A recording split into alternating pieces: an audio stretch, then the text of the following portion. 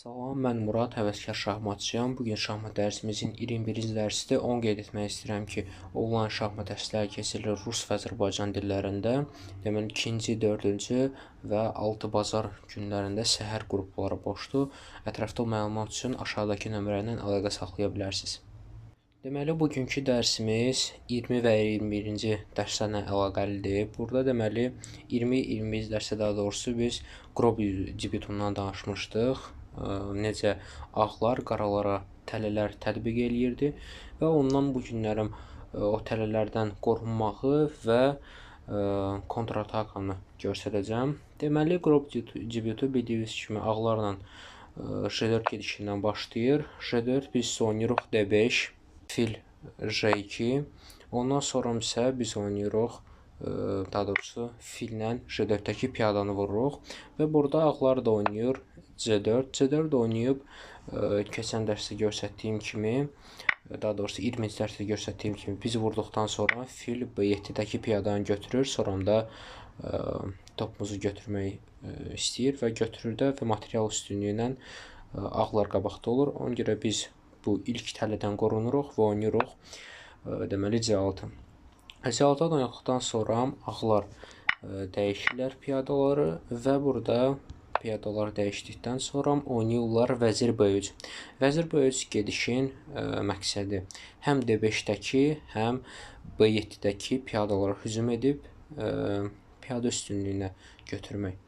Biz isə burada əsas D5 piyadamızı qoruyuruq B7-yə fikir vermədən.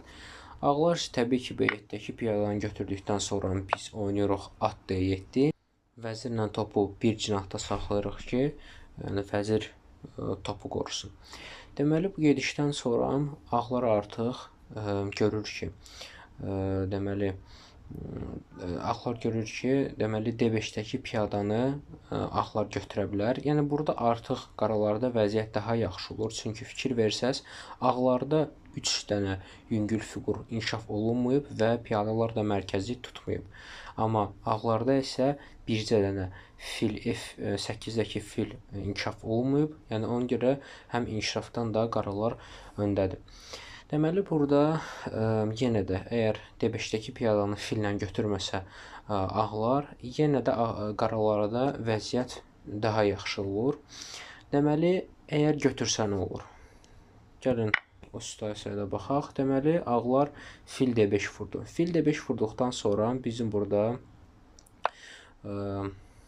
vəzirə hücum edirik. Deməli, top B8 oynayırıq. Top B8 oynadıqdan sonra görürük ki, artıq ağlar burada heç bir tərəfə, yəni istədikləri yerə qaça bilmirlər. Nəyə görə? Çünki vəzir fili qoruyur. Misal üçün oynasalar vəzir A6, biz burada topla götürürük, daha doğrusu atla götürürük D5-dəki fili. Burada isə qaraların bir dənə yeganə gedişi olur ki, qorusunlar deməli öz fillərini, vəzir C6 gedişi. Amma yenə də bu səhv gedişi, çünki biz C8 oynadıqdan sonra vəzir misal üçün B5-ə getsə ki, yenə də öz filini qorusun, biz deməli C1 xanasından mat qoyuruq ağlara. Belə gözəl bir mat qoyuruq. Yox, əgər ağlar görsə, əlbəttə burada dəyişəcəklər, yenə də vəzir üstünlüyü ilə qaralar asanlıqla qalib gələcək. Amma ümumiyyətcə deyək, ağlar heç o piyadanı götürmədilər. D5-dəki piyadanı götürməsələr qaralar nə edə bilərlər? Qaralar burada sakit öz fiqurlarını inkişaf elətdirirlər. Deməli, burada gediş ağlarındır. Burada misal üçün əgər ağlar oynasalar D4, biz burada öz fiqurumuzu inkişaf elətdiririk, filimizi çıxardırıq, qala qurma eləyirik, topu C xanasına çəkirik, ondan sonra da hücumumuza başlayırıq. Yəni belə Qrob-Cibitundan belə qorunmaq olar və gözəl kontrataka eləmək olar, hansından ki, mat da qoymaq olar və yaxud vəzir üstünlüyündə götürmək olar. Belə bu dərslik bu qədər. Sağ olun, gələn dərslərə görüşənədək.